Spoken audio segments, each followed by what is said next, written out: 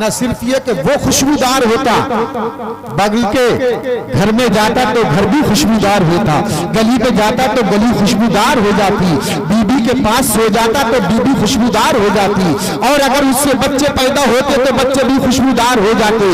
یہ نبی کے پسینے کی خوشبو کا حال تھا۔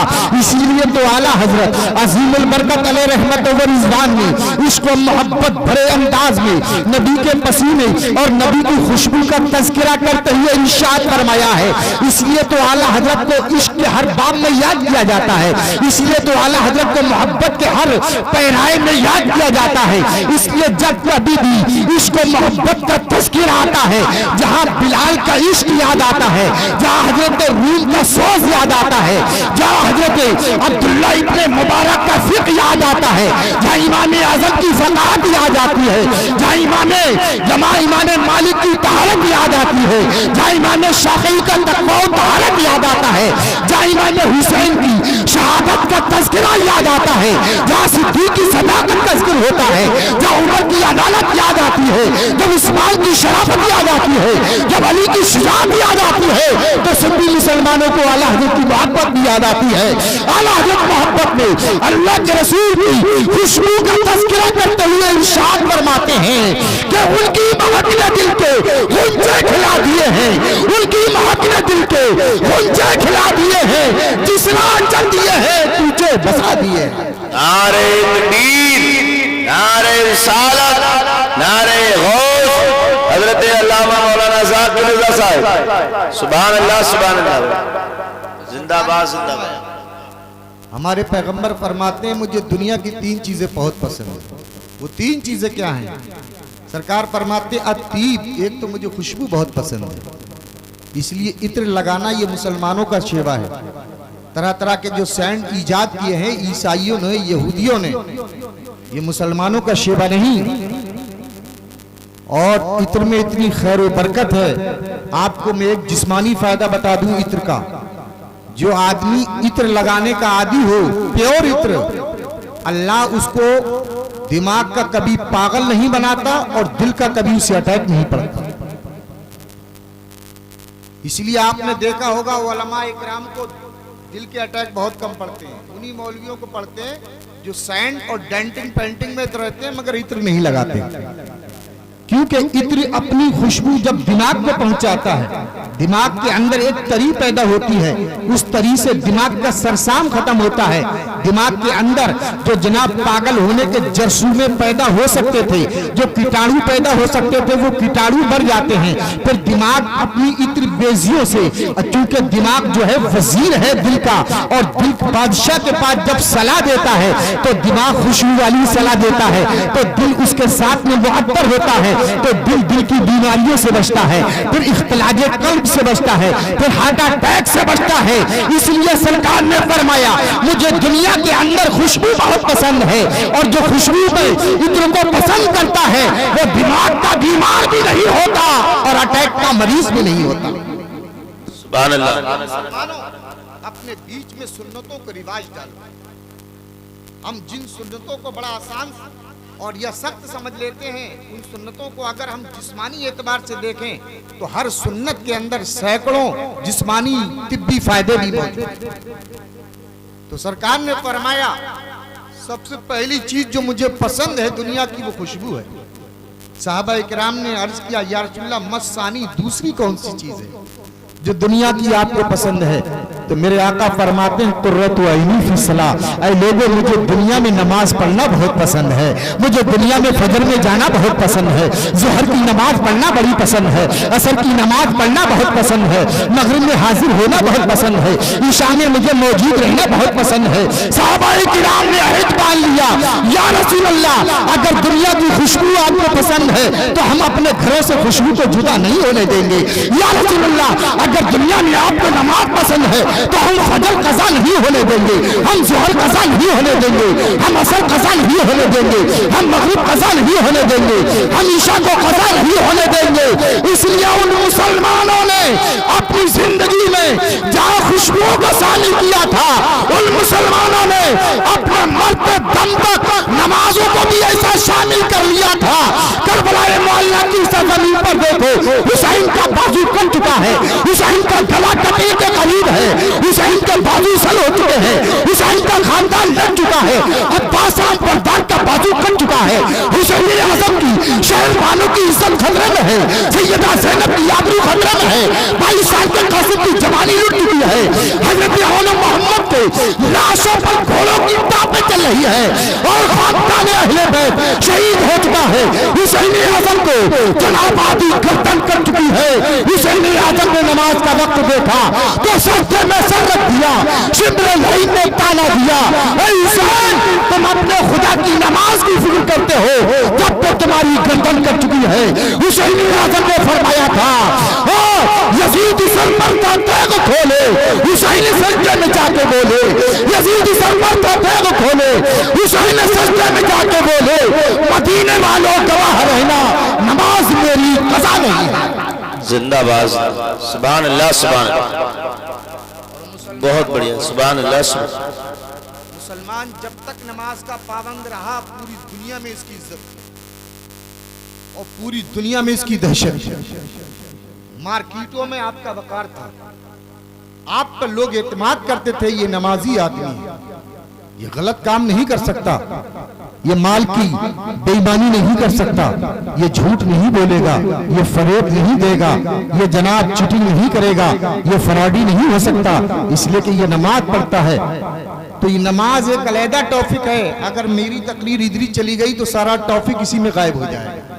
मैं बात आपको ही बता रहा, सरकार फरमाते हुब्बिबा इलैया मिन दुनियाकुम सलास, मुझे दुनिया की 3 चीजें पसंद हैं, एक खुशबू पसंद है, दूसरी नमाज पसंद है, वो तीसरी कौन सी चीज है जो हमारे आका ने पसंद फरमाई? सरकार फरमाते हैं वल मरअतु सालिहा, और मेरे सहाबा सुनो मुझे नेक बीवी बहुत पसंद है। सुभान अल्लाह, नेक बीवी बहुत पसंद है।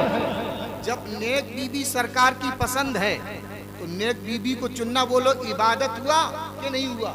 बेशक यही टॉपिक चल रहा था, यही मौजू चल रहा था कि हमारे यहाँ निकाह करना, शादी करना इबादत है और इबादत मस्जिद में होनी चाहिए। इसलिए अल्लाह के रसूल के जमाने में निकाह मस्जिदों में होता था, सहाबाए किराम के जमाने में निकाह मस्जिद में होता था, ताबईन के दौर में निकाह मस्जिद में होता था, तब ताबईन के दौर में निकाह मस्जिद में होता था, अइम्मा मुज्तहिदीन ने निकाह मस्जिद में पढ़ाए थे, सल्फ सालेहीन ने अपने निकाह मस्जिदों में किए थे, औलिया किराम के निकाह मस्जिदों में होते थे, ज़ुहद व तक़वा वालों के निकाह मस्जिदों में होते थे। मगर आज कौम यहूदियत की रविश पर चल पड़ी है, आज कौम नसरानियत की तर्ज पर चल पड़ी है, आज हमारे निकाह मस्जिदों में नहीं होते हैं, आज हमारे निकाह शादी मंडप में होते हैं, आज हमारे निकाह मैरिज हॉल में होते हैं, आज हमारी शादियां हजारों के लाखों के पंडालों में होती हैं। अरे मुस्तफा ने जो शादी निकाह और शादी का पैगाम मस्जिद में करने के लिए दिया था, इसमें मुसलमानों तुम्हारी भलाई, 2 भलाइयां थी, एक तो तुम्हारी आबरू की भलाई थी और दूसरी तुम्हारी गुर्बत पर इसमें पर्दा था। आज गरीब के पास इतना पैसा नहीं अपनी बेटी की शादी करे तो 1 लाख का हॉल बुक करे। गरीब अगर अपनी बेटी की शादी करे तो उसमें हजारों का पिंडाल लगवाए, उसमें हजारों का डेकोरेशन करवाए और हजारों की डेंटिंग पेंटिंग करवाए। मुस्तफा ने ये कानून पहले ही तोड़ दिया था।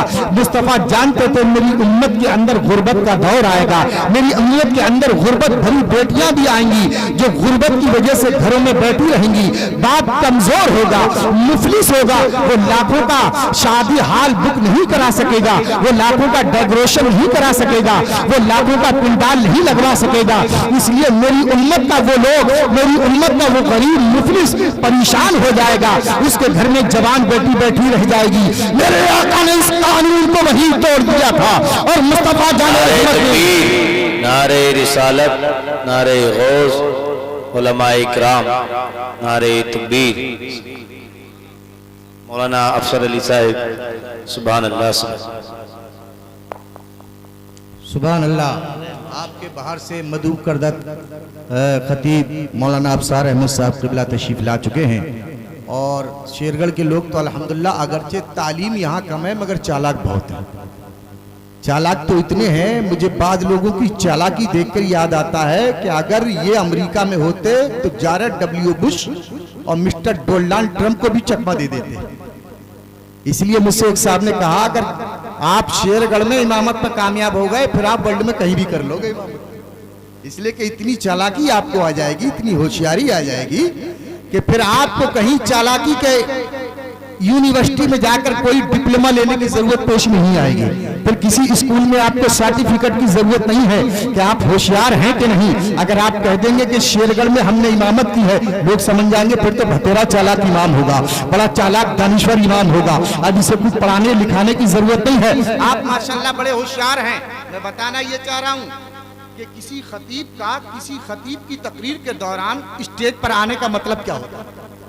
साफ सा मतलब यह है कि अब आप हमें माफ करें और अब हम दूसरे खतीब को मौका देना चाहते हैं। मैं ज्यादा देर तक आप पर बोझ नहीं बनूंगा, हालांकि इतनी देर तकरीर करने का मुझे मूड भी नहीं था, मगर पता नहीं यार आदत क्या है, जब मैं माइक पर बैठता हूँ मूड बन ही जाता है, और मूड बन जाता है तो कृष्ण लब बात रही जाती है। अभी तो मेरी बात शुरू भी नहीं हुई है, इसलिए कि शुरू तो जब होगी जब मैं आयत का तर्जमा शुरू। आप घबराइएगा नहीं, आप सोच रहे होंगे यार अभी शुरू नहीं हुई है तो खत्म क्या फजर के वक्त में होगी। मैं शुरू करने से पहले ही इंशाअल्लाह खत्म करने की कोशिश करूंगा। तो मैं अर्ज कर रहा था, मेरे आका ने यह कानून पहले ही तोड़ दिया है, लोगों अपने निकाह मस्जिदों में करें। इसमें कई फायदे थे। एक फायदा तो ये था, जब यहूदी देखेंगे कि मुसलमान मस्जिद में निकाह कर रहे हैं तो यहूदी समझ जाएंगे कि मुसलमान निकाह अय्याशी के लिए नहीं करता बल्कि इबादत के लिए करता है। जब ईसाई मुसलमानों को मस्जिद में निकाह करते हुए देखेगा तो मुसलमान के बारे में फौरन राय कायम कर लेगा और मुसलमान की इज्जत करेगा कि मुसलमान शादी जो करता है वो अपनी नफसानी ख्वाहिशात के लिए नहीं बल्कि अपने महबूब की सुन्नत के लिए करता है। आपका इबादत का इबादत रहती, आपका वकार का वकार रहता और दुनिया में नाम का नाम रहता और आपकी गुर्बत पर पर्दा भी रहता। बोलो फिर गरीब आदमी ये सोचता कि यार मुझे अपने बेटे का निकाह करना है तो वलीमा देने के लिए कौन सा हाल देखूं। आज लोग कोशिश करते हैं चाहे घर में खाने को न हो, मगर कोशिश ये रहती है कि हाल वो सा बुक हो जिसमें एसी भी लगी हो, हाल वो सा भी हो कि जिसमें तरह तरह के फुलवाड़ियां लगी हो, जिसमें हर किस्म की लाजमी सहूलतें मौजूद हो, जिसमें ठंडे और गर्म मशरूबात का इंतजाम भी हो। आज मंडप के अंदर आपने शादियां की और आप जानते हो ये शादियां अगर आप गहराई से देखोगे तो शरई एतबार से बहुत ही गलत है। इसलिए कि शादी हाल में जो शादियां होती हैं उनमें मर्द और औरत सब एक साथ में रहते हैं। इस्लाम में ये भी हराम है इख्तिलाते मर्दोजन, मगर कुर्बान जाओ नबी की गैबदानी पर, कुर्बान जाओ मेरे मुस्तफा इस 1400 साल के बाद के मंजर को देखते थे। मुस्तफा के जमाने में तो इतना मुकद्दस माहौल था कि औरतें भी मस्जिद में जाती थी और वो मुसलमान कभी भी किसी गैर औरत की तरफ निगाह उठाकर देखना तो बहुत दूर की बात है। वो जनाब वक्त की कायनात की हसीना को भी निगाह उठाकर देखने की जुर्रत नहीं किया करते थे। बड़ी बड़ी खूबसूरत ईसाई औरतें मुसलमानों के ईमान पर डाका डालने के लिए जब आती थी तो वो आने के बाद में अपने तमाम शतरंजी हुस्न के जाल डाल दिया करती थी, मगर उनको कामयाबी नहीं मिलती थी। आखिरकार वो पसपा होकर अपने हुस्न के बारे में पसमानदगी का शिकार होकर और जनाब एहसास कमतरी का शिकार होकर वो ये कहने लगती थी कहीं ऐसा तो नहीं कि मेरा हुस्न ही नाकाम होकर रह गया हो, क्या मेरे हुस्न की झलक तो खत्म नहीं हो गई, क्या मेरा चमकता हुआ हुस्न जिसके सामने चांद भी शर्मिंदा था इस मुसलमान नौजवान को बरगला क्यों नहीं सका। आखिरकार मजबूर होकर 40 दिन तक मुसलमान नौजवान को अपने हुस्न के जाल में फंसाने की कोशिश करती, मगर मुस्लिम नौजवान था जिसका हाल ये था कि किसी भी हसीन लड़की की तरफ निगाह उठाकर देखना एक हिंदू और हसीन मुसलमान का हरगिज़ शेबाएदार नहीं होता। लेकिन हदीस परस्ती के शैतान पर फतह पाने वाले आज नौजवान कहा, मगर ईसाई औरतें ये कहती थी कि मुसलमानों का चेहरा मोरा इंसानों जैसा शरीर होता है, मगर इनकी फितरत और इनकी आदत यकीनन फरिश्तों के तकद्दुस पर ढली हुआ करती है।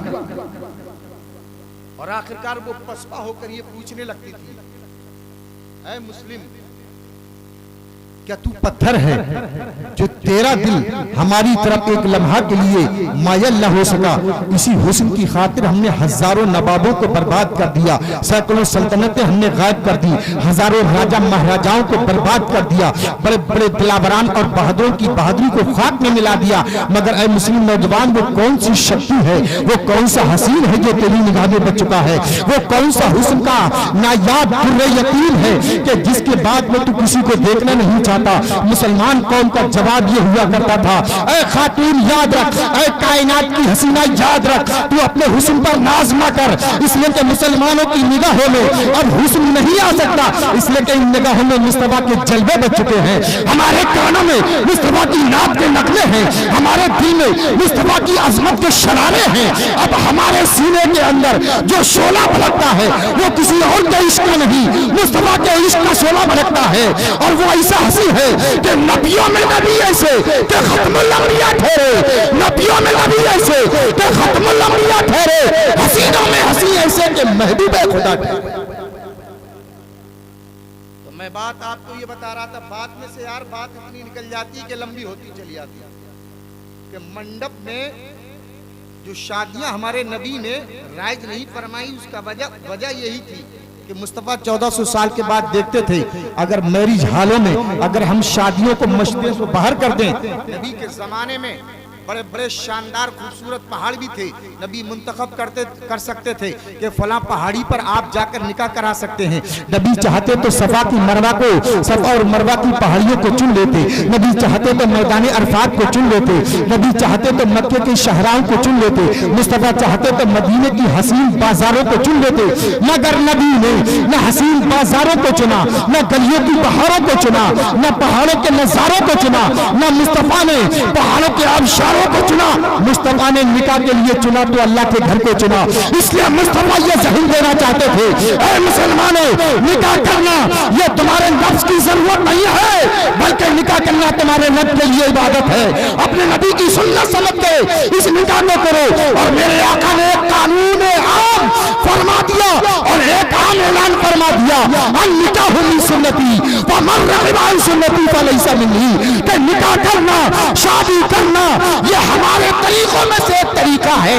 जो हमारे तरीके में चलेगा वो हमारी जमात का बनकर रहेगा, और जो निकाह से दूर भागेगा वो हमारी जमात से निकल जाएगा। बेशक बेशक हक है, बेशक। तो इसलिए नबी ने निकाह को मश्तों में रखा। वो जानते थे 1400 साल के बाद में ऐसे गरीब मुफलिस रांड बेवाएं भी होंगी, उनके घरों में जवान बच्चियां होंगी, फिक्र दामनगीर होगी कि अपनी बच्ची को किस तरीके से इज्जत के साथ में रुखसत करें। सामने की तरफ से मांग होगी कि शादी अगर हम लेकर भी आए तुम्हारे घर में तो तुम हमारे लिए कौन सा शादी हाल बुक करोगे। आप तो तारीखों में पहले ही बुकिंग चल रही है।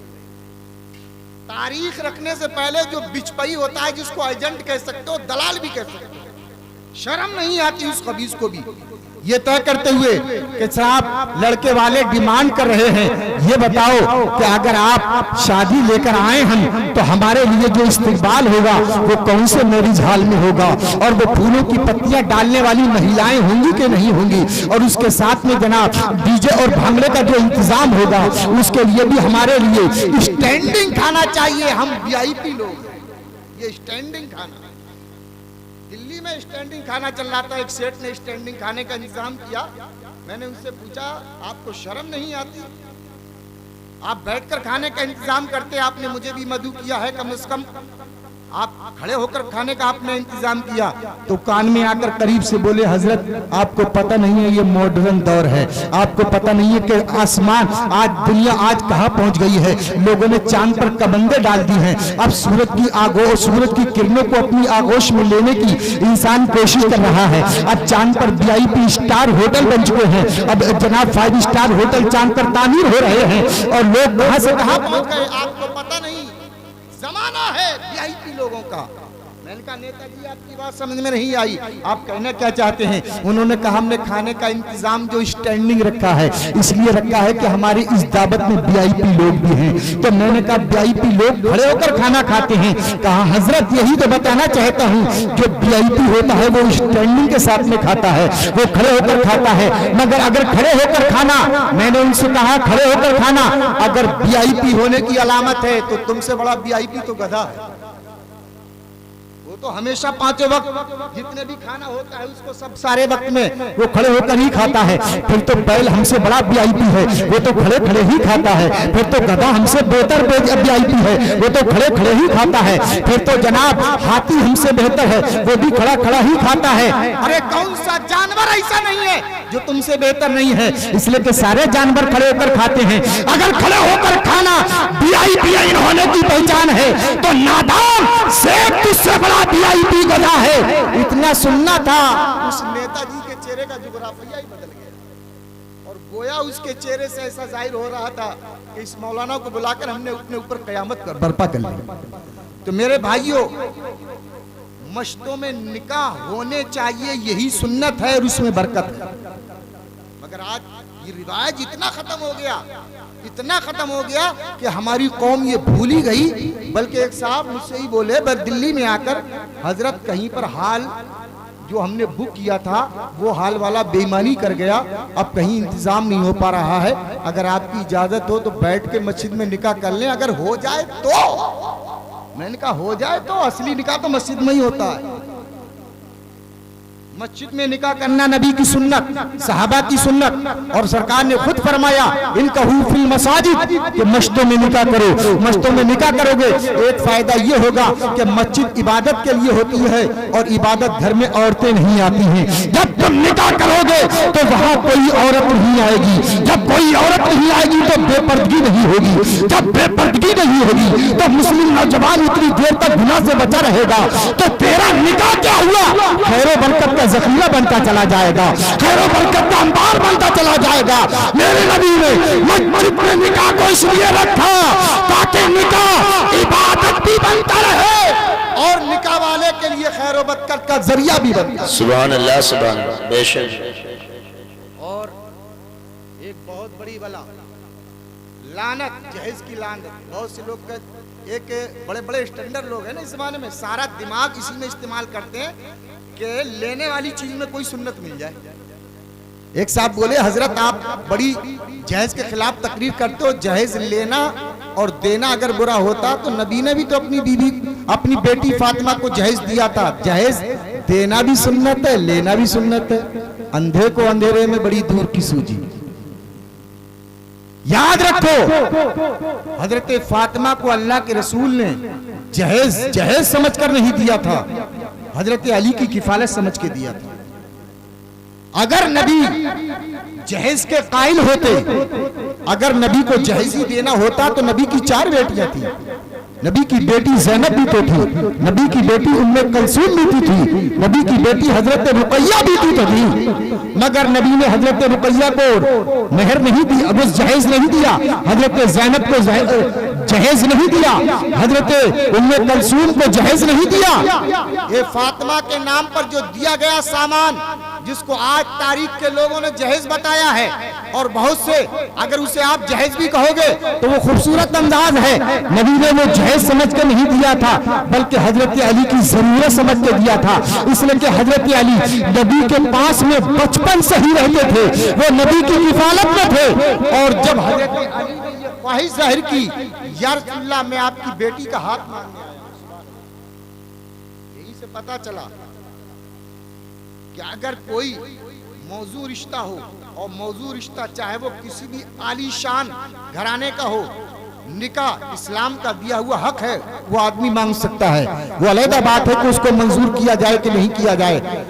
अल्लाह के रसूल ने हजरत अली से फरमाया, अली क्या कहा?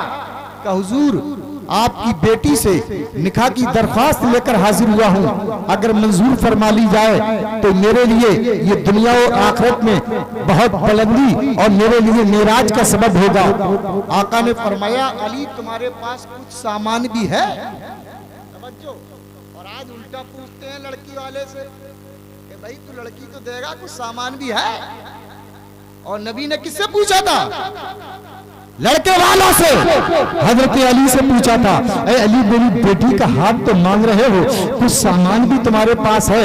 हजरत अली ने बड़ा मासूमाना अंदाज में जवाब दिया, अर्ज किया या रसूलल्लाह 3 चीजें मेरे पास हैं। या रसूलल्लाह मेरे पास एक तलवार है, या रसूलल्लाह मेरे पास एक खोद है, एक जिरा है, और या रसूलल्लाह मेरे पास एक उम्दा सवारी भी है। हजरत अली से मेरे आका ने फरमाया मकान है कि? या रसूलल्लाह मकान नहीं। या अली क्या बिस्तर है कि? बिस्तर भी नहीं। बर्तन है कि? बर्तन भी नहीं। कि अली पहले अपने लिए बिस्तर का इंतजाम करो और अपने खाने पीने के बर्तन का इंतजाम। या रसूलल्लाह कैसे करूं, बड़ा गरीब मुफलिस हूं।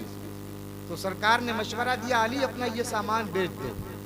अब हजरत अली अपनी जिरा और तलवार लेकर बेचने के लिए भी गए तो एक ऐसे सहाबी के पास गए जिससे फरिश्ते भी हया खाते हैं।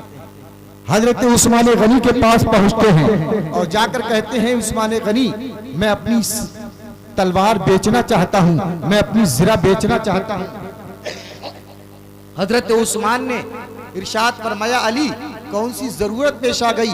तलवार तो तुम मैदान के शहसवार हो, तुम तो मैदान के खिलाड़ी और जंगजू हो, तुम तो इस्लाम की शान हो, तुम्हें तो तलवार और लेनी चाहिए, इसलिए कि इस्लाम के ऊपर जब हरफ आएगा तो तुम्हारी तलवार फैसला करेगी। हजरत अली तुम्हें तलवार बेचने की जरूरत क्या पेश आ गई? तुम्हें जिरा बेचने की क्या जरूरत पेश आ गई? हजरत अली ने वहां भी वही जवाब दिया, ऐ अमीरुल मोमिनीन वजह यह है कि अल्लाह के रसूल ने के बारगाह में मैंने उनकी बेटी का हाथ मांगा था, मगर अल्लाह के रसूल ने कहा मेरी बेटी के लिए कुछ खाने पीने का इंतजाम भी तो करो, मेरी बेटी के लिए कुछ सामान का इंतजाम भी तो करो। तो मेरे पास कुछ सामान नहीं था, मेरे नबी ने फरमाया यही सामान बेचो और मेरी बेटी के लिए इंतजाम करो। हजरत उस्मान ने जब देखा नबी की बेटी का मामला है, अली शादी करना चाहते हैं, अली निकाह करना चाहते हैं, तो हजरत उस्मान ने वो सामान महंगा करके खरीदा। सुभान अल्लाह। और आज लोगों का हाल यह है कि पता चल जाए कि इसकी अटकी हुई है और ये खुद गरज बेचा है तो लोग उसको सस्ता खरीदने की कोशिश करते हैं। लेकिन उस्मान गनी रज़ी अल्लाह तआला अन्हु की सुन्नत यह है कि जरूरत अगर आदमी की शरी हो तो आदमी को मदद समझकर महंगा खरीद लो। अगर अल्लाह ने इस्तिताअत बख्शी है, हजरत उस्मान ने महंगा करके खरीदा ताकि अली बिस्तर भी खरीद सके, अली जो है जनाब घर के बर्तन भी खरीद सके, खाने पीने का सामान भी खरीद सके। हजरत अली को तलवार और जिरा उस्मान ने खरीदी और खरीदने के बाद में कहा अली ये तलवार अब खरीद कर मैं तुम्हें हदिया कर रहा हूँ, ये जिरा खरीद कर मैं तुम्हें हदिया कर रहा हूँ। तो मैंने तुम्हारी तलवार खरीद भी ली और उसके बाद में हदिया भी कर दी। अब वो साम पैसा लेकर, अब वो दिरहम दीनार लेकर बारगाह रिसालत में अली हाजिर होते हैं, अर्ज करते हैं या रसूल अल्लाह फिदा का अम्मी वादी, मेरे माँ बाप आप पर कुर्बान जाए। या रसूल अल्लाह अब मेरे पास कुछ पैसा हो गया है, बेटी का हाथ मांगने आया हूँ। मेरे आका फरमाते हैं ए अली अब पैसा हो गया है तो ये रिश्ता मुझे मंजूर है। सुभान अल्लाह। अच्छा यहाँ पर कुछ सभी जहन के लोगों में के जहनों में एक बात आती होगी कि नबी ने पैसे की बुनियाद पर अपनी बेटी का रिश्ता रोके रखा, पैसे की बुनियाद पर नहीं, नबी ने अपनी उम्मत की दर्श की बुनियाद पर कि शौहर पर यह जरूरी है कि अपनी बीवी के लिए मकान दे, खाने के लिए उसका इंतजाम करे, रहने और खाने के बर्तन जो औरतें लेकर आती हैं जहेज में, ये तो उल्टा रिवाज हमारे समाज ने डाला है, वरना ये जिम्मेदारी शौहर की है। जो दूल्हा बनने वाले होंगे वो खिसिया भी रहेंगे यार मौलाना हमारी काट कर रहा है, जो जहेज मिलने वाला है वो भी जाता रहेगा। इस्लाम में जहेज कोई शरई जरूरत नहीं है और जहेज तो एक लानत है, और इस जहेज की बुनियाद पर आज हजारों बेटियां जो है नजरे आतिश हो चुकी हैं। इसी जहेज की बुनियाद पर हजारों बेटियों का गला कट चुका है। मेरे आक़ाए दो आलम सल्लल्लाहु तआला अलैहि वसल्लम ने ये तालीम दे दी, अगर तुझे शादी करना है तो खाने के बर्तन तुझे लाने होंगे, अगर तुझे शादी करके लाना है तो बिस्तर तुझे लाना होगा, अगर तुझे अपने घर में बीबी लेकर आनी है तो सोने के लिए तुझे अपने घर में इंतजाम करना होगा। ये औरत की जिम्मेदारी नहीं है कि वो बर्तन लेकर आए, ये औरत की जिम्मेदारी नहीं है कि वो लिहाज बिछौना लेकर आए, ये औरत की जिम्मेदारी नहीं है वो खाने पीने का सामान लेकर आए।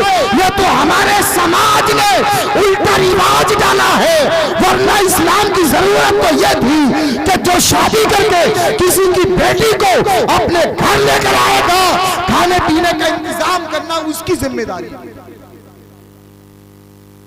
अल्लाह के रसूल सैयद आलम सल्लल्लाहु तआला अलैहि वसल्लम ने जो हजरत फातिमा को चंद बर्तन मिट्टी के दिए اور کھجور کی کھال کا جو آپ نے تکیہ اور بچھونا دیا یہ جہیز سمجھ کے نہیں دیا تھا. حضرت علی اللہ کے رسول کی پرورش میں تھے اور بچپن سے ہی اللہ کے رسول ان کی پرورش کر رہے تھے. انہوں نے اپنی بیٹی کا نکاح کیا تو بھی انہیں دینا تھا. اگر حضرت علی کا نکاح کہیں اور ہوتا تو بھی ان کو دینا تھا. اگر علی نکاح کہیں اور کرتے تو چونکہ علی کی ذمہ داری تھی آنے والی دلہن کے کھانے پینے اور سامان کا انتظام کرتے, اور علی اللہ کے رسول کی پرورش میں تھے تو اللہ کے رسول تو جب بھی انہیں انتظام کر کے دیتے. آپ یہ مت کہو کہ اللہ کے رسول نے جہیز دیا تھا, بلکہ یہ کہو اللہ کے رسول نے حضرت علی کی ضرورت کو پورا کیا تھا. اللہ کے رسول نے حضرت علی کی ضرورت کو پورا کیا تھا. اگر میرے نبی کو جہیز دینا ہوتا تو رقیہ کو بھی دیتے, اگر میرے نبی کو جہیز دینا ہوتا تو کلثوم کو بھی دیتے, اگر میرے نبی کو جہیز دینا ہوتا تو زینب کو بھی دیتے. مگر تاریخ کی کسی کتاب میں آپ ثابت نہیں کر سکو گے کہ رقیہ کو اللہ کے رسول نے جہیز دیا ہو, زینب کو جہیز دیا ہو, اللہ کے رسول نے ام کلثوم کو جہیز دیا ہو. اس لیے کہ ان کا نکاح جہاں ہوا تھا وہ اس لائق تھے کہ اپنے برتن لے سکتے تھے, مگر چونکہ علی نبی کی پرورش میں تھے وہ اس لائق نہیں تھے کہ برتن خرید سکتے تھے. اس لیے اللہ کے رسول نے علی کو جو برتن دیے تھے وہ بیٹی کی طرف سے جائز نہیں دیے تھے, بلکہ علی کی ضرورت سمجھ کے علی کو تحفہ دیا. اس لیے یہ جہیز جو ہے, اس لیے ہم نے جو شادیاں سخت بنا دی ہیں. اللہ کے رسول فرماتے ہیں خیر الامور المیمونہ, سب سے عمدہ اور سب سے بہترین شادی وہ ہے کہ جس میں خرچہ کم سے کم. جتنا خرچہ کم ہو اتنی بہترین شادی ہے. اللہ کے رسول فرماتے ہیں سب سے عمدہ ہے وہ شادی جس میں خرچہ کم ہو, اور خرچہ کم کا یہی راستہ ہے کہ دلہن کو ہی جہیز مانا جائے, دلہن کو ہی سارا سرمایہ مانا جائے. ارے نادان, وہ اپنا گھر بار چھوڑ کر آئی تیرے لیے, وہ اپنے ماں باپ کو چھوڑ کر آئی تیرے لیے, وہ اپنے سگے بھائی کو چھوڑ کر آئی تیرے لیے, وہ اپنی اکلوتی بہن کو چھوڑ کر آئی تیرے لیے, وہ اپنی ماں کی ممتا سے جدا ہوئی تیرے لیے, وہ اپنے باپ کے پیار سے رخصت ہوئی تیرے لیے, اور تو نادان یہاں پر آ کر اس سے مطالبہ کر رہا ہے کہ مجھے دیکھ بھی چاہیے, مجھے گاڑی بھی چاہیے, مجھے ٹی وی بھی چاہیے, مجھے موبائل بھی چاہیے, مجھے فلاں کوالٹی کا موبائل چاہیے, مجھے ملٹی میڈیا موبائل چاہیے, مجھے فلاں ٹائپ کا کپڑے چاہیے, مجھے فلاں شو روم پر لے کے چلے, مجھے برانڈیڈ سامان چاہیے. نادان, تو اس بھکاری سے بدتر ہے جو چوراہے پر بیٹھ کر مانگتا ہے. اس لیے وہ مانگتا تو ہے مگر مردوں سے مانگتا ہے, تو اس سے بھی گیا گزرا ہے, تو اپنی بیوی سے مانگتا ہے. تو انٹرنیشنل بیکاری سے بھی بدتر ہے. کتنا بیکار مرد ہے وہ جو عورت ذات کے آگے ہاتھ پھیلاتا ہے. ارے وہ اپنی عزت تیرے سپرد کر رہی ہے, اپنے ماں باپ کی محبت قربان کر دی تیری خاطر, سارا خاندان تیری خاطر چھوڑ کر آئی. اس سے بڑا اور جہیز کیا ہو سکتا ہے, اس سے بڑا اور کیا ہو سکتا ہے. اس لیے اللہ تعالیٰ نے قرآن پاک کے اندر ارشاد فرمایا یا ایھا الناس اتقوا ربکم, اے لوگو اپنے خدا سے ڈرو. کون سے خدا سے؟ یا ایھا الناس اتقوا ربکم الذی خلقکم من نفس واحدہ, اس خدا سے ڈرو جس نے تمہیں ایک ہی ذات سے پیدا کر دیا. حضرت آدم سے ہمیں اور آپ کو پیدا کیا. وَخَلَقَ مِنْهَا زَوْجَهَا, اور قرآن فرماتا ہے پھر تم سے ہی عورت پیدا کی ہے. اگر اللہ چاہتا تو پہلے حوا کو پیدا کر دیتا, بعد میں آدم کو پیدا کرتا. مگر آپ نے کبھی غور کیا اللہ نے پہلے مرد کو پیدا کیا ہے کہ پہلے عورت کو؟ بتاؤ. پہلے آدم پیدا ہوئے ہیں, بعد میں حوا پیدا ہوئی ہے. اے پروردگار, ہم نے عالم تصور میں پوچھا, ذاکر حسین نوری پوچھنا جاننا چاہتا ہے پروردگار تو اگر چاہتا تو پہلے حوا کو بھی تو پیدا کر سکتا تھا, تو نے پہلے آدم کو کیوں پیدا کیا؟ تو پروردگار فرماتا ہے اگر حوا کو پہلے پیدا کر دیتا تو حوا کی ذمہ داری ہوتی کہ وہ اپنے مرد کے کھانے پینے اور اس کی تمام ضرورتوں کا انتظام کرے. میں نے مرد کو پہلے پیدا کیا ہے, اور جو آدمی پہلے ہوتا ہے اس کو انتظام کرنا پڑتا ہے. مثال کے طور پر اگر جو آدمی یہاں پہلے آئے گا اسے پروگرام پہلے شروع کرنا پڑے گا, جو گھر میں پہلے آئے گا اس کو گھر کی دیکھ ریکھ پہلے کرنی ہوگی, جو آدمی پہلے کہیں جائے گا اس کو پہلے وہاں انتظام کرنا ہوگا. اللہ نے آدم کو پہلے پیدا کیا, حوا کو بعد میں پیدا کیا, تاکہ دنیا کو معلوم ہو جائے کہ مرد کی پرورش کرنا یہ عورت کا کام نہیں ہے, بلکہ عورت کی پرورش کرنا یہ مرد کا کام ہے. جب عورت کی پرورش کرنا मर्द का काम है, फिर नादान तू भिखारी औरत से उल्टे पैसे मांग रहा है, जहेज में मुझे 2 लाख रुपए चाहिए। अभी नादान, अल्लाह ने तेरी परवरिश में इसको दिया था, तू उल्टा इसकी परवरिश में आया है। तू तो मर्द के नाम पर धब्बा है, तू तो मर्द के नाम पर कलंक है। अरे मर्द था तो अपने बाजुओं के सहारे अपनी बीवी को कमा कर लाता, मर्द था तो अपनी बीवी को गाड़ी लाकर देता, मर्द था तो अपनी बीवी के लिए जरूरत के सामान लाकर देता, मर्द था तो अपनी बीवी के लिए 2.5-2 लाख रुपए कमाता। तू कैसा मर्द था जो अपनी बीवी से 2.5 लाख का मुतालबा कर रहा है? तू कैसा मर्द था जो अपनी बीवी से साजो सामान की मांग कर रहा है?